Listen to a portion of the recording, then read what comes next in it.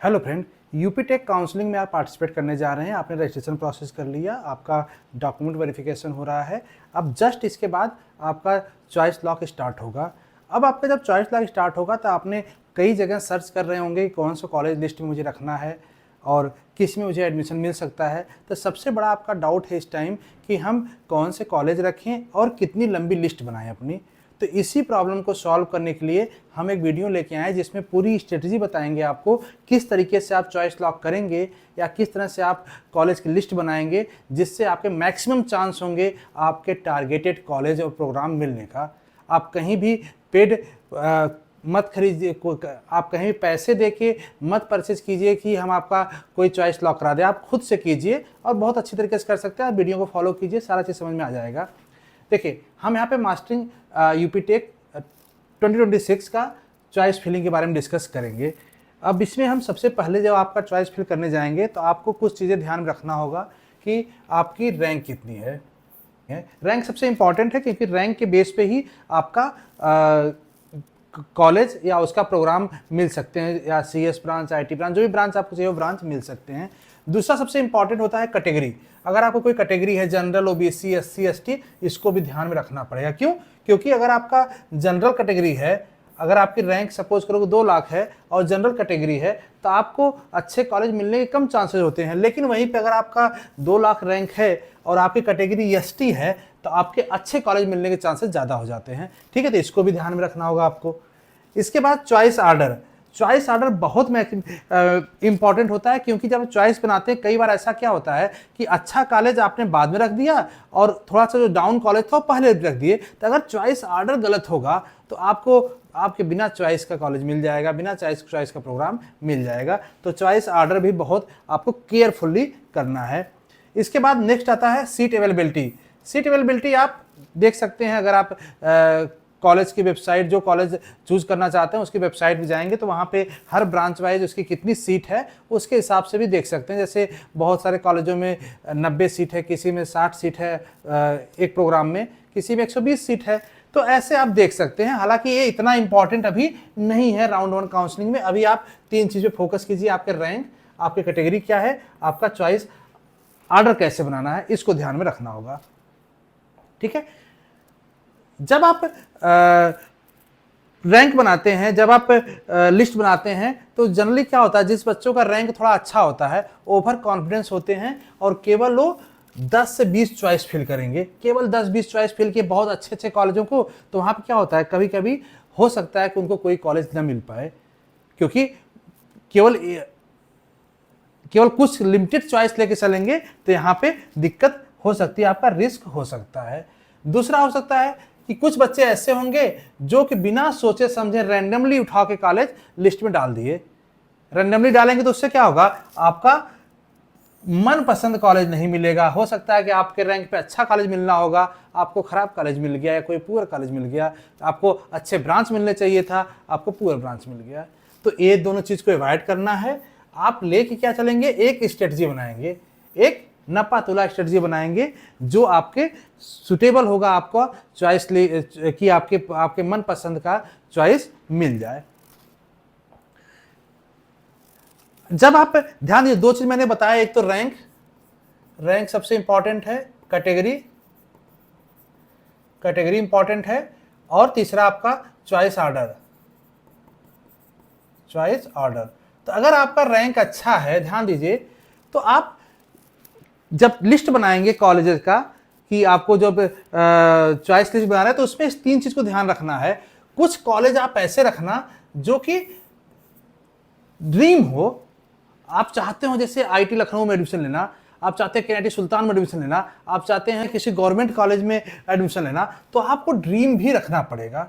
जैसे सपोज करो कि आपका रैंक है 1 लाख, तो आपको पता है कि आपका रैंक जो है 1 लाख है, लेकिन आप टारगेट लेके चलिए ड्रीम कॉलेज की। आप मान चलिए कि आपका 80,000 रैंक पे जो कॉलेज मिल सकता है वो हमारा ड्रीम कॉलेज है, तो हम इसको भी लिस्ट में रख सकते हैं। आप ड्रीम को भी लिस्ट में रखिएगा। इसके बाद आप टारगेटेड मतलब कि जो आपको लगता है कि आपके रैंक के हिसाब से आपका कॉलेज मिल सकता है। जैसे हमारा जो वेबसाइट है examcompetition.com, वहाँ पे आप अपने रैंक के हिसाब से प्रेडिक्शन देख सकते हैं आपका कॉलेज कौन कौन से मिलने वाला है, तो वो आप रियलिस्टिक मैच करके उसको रख सकते हैं। और सबसे लास्ट में आपको सेफ कॉलेज रखना है। सेफ कॉलेज मतलब कि हो सकता है कि आप कुछ ऐसे कॉलेज रखिए जिसमें कभी कभी हो सकता है आपका ड्रीम कॉलेज नहीं मिला, आपने जिसको टारगेट करके चला हो सकता है वो भी नहीं मिले, तो कम से कम सेफ कॉलेज मिल जाए। तो कुछ आपको सेफ कॉलेज लेकर चलना, मतलब कि सारे कॉलेज जो आप बनाने चाह रहे हैं उसको 3 कैटेगरी में बनाना होगा, 1, 2 और 3, ठीक है। और इसी ऑर्डर में आपको लिस्ट बनानी होगी, मतलब पहले आप ड्रीम कॉलेज बनाइएगा, फिर उसके बाद टारगेट कॉलेज लीजिए, फिर उसके बाद सेफ कॉलेज मिलेंगे। तो ऐसे इसी हायरार्की में आपका अलॉटमेंट होगा।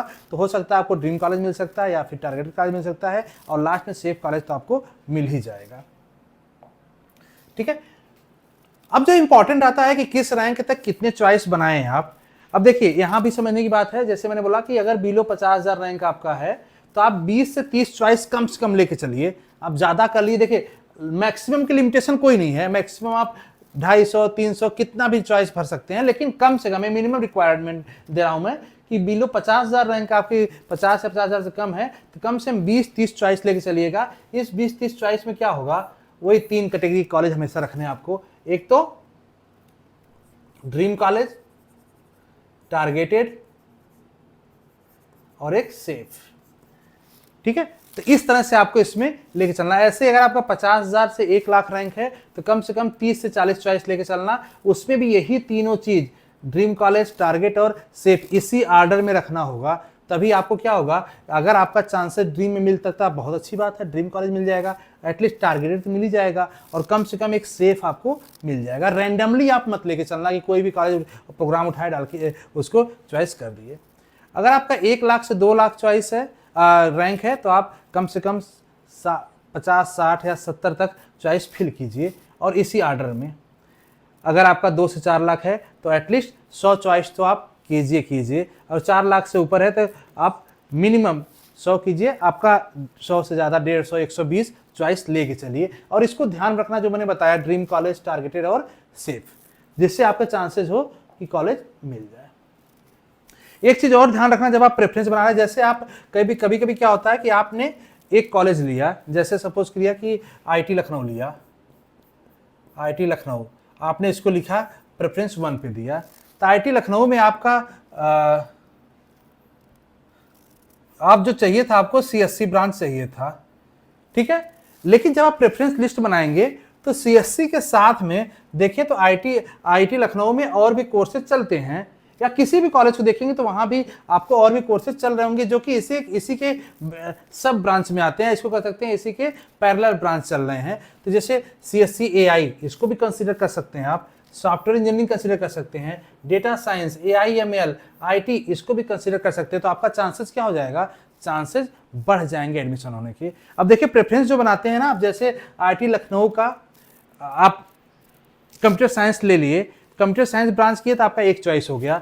अगर सीएसएआई भी ले रहे हैं तो 2 चॉइस हो गया। आपने सॉफ्टवेयर इंजीनियरिंग भी उसका ऑप्ट किया, 3 चॉइस हो गया। जितने प्रोग्राम आप लेते जाएंगे उतने चॉइस बढ़ते जाएंगे, ठीक है। ऐसे ही अगर आप किसी प्राइवेट कॉलेज में जाते हैं, जैसे जेएसएस नोएडा में जाते हैं, जेएसएस नोएडा में भी आप जब जाएंगे किसी ब्रांच को सिलेक्ट करने तो आपसे ध्यान रखना कि उसके जो आप एक कोर ब्रांच लेके चल रहे हैं, अगर उसके ऐसे पैरेलल ब्रांच और चल रहे हैं तो आप इसको भी इंक्लूड जरूर करना, क्योंकि ये उसी के पैरेलल है, सारी फैसिलिटी आपको वैसे ही मिलेगी वहाँ पे, ठीक है। और अगर लास्ट में देखें तो आपको 3 चीज़ अब बहुत ध्यान रखना है कि आपका कैटेगरी रैंक, इसको बहुत ध्यान से देखिएगा आप कि एटलीस्ट इसको ध्यान रखना है आप कि किस तरह से आपको रैंक चॉइस आपको फिल करनी है, ठीक है।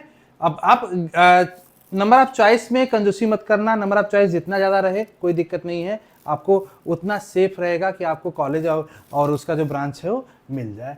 आपको जो ब्रांच है वो इस तरह से ध्यान देना कि आप एक ब्रांच है कोई, उसके पैरेलल अगर ब्रांच वहाँ चल रहे तो उसको भी लेके चलना है, और इसके साथ ही जो हमने बताया ड्रीम, टारगेट और सेफ, ये इसी ऑर्डर में फिल करना, उल्टा मत कर देना। आप अगर उल्टा कर दोगे, पहले सेफ लोगे, फिर टारगेटेड और फिर ड्रीम कॉलेज लास्ट में लोगे, तब तो आपको तुरंत मिल जाएगा कॉलेज, फिर आप वो चेंज नहीं कर सकते। तो इस तरह से आपको इसको ध्यान में रखना है। तो होप सो आपको चॉइस लॉक कैसे करना है, कितने लिस्ट बनाना है, एक क्लियर हो चुका होगा। कोई डाउट हो तो हमारा व्हाट्सअप नंबर है, आपका हमारा व्हाट्सअप ग्रुप है, उस पर कम्युनिकेट कीजिए, आपको पूरी हेल्प की जाएगी, वो भी फ्री ऑफ कॉस्ट।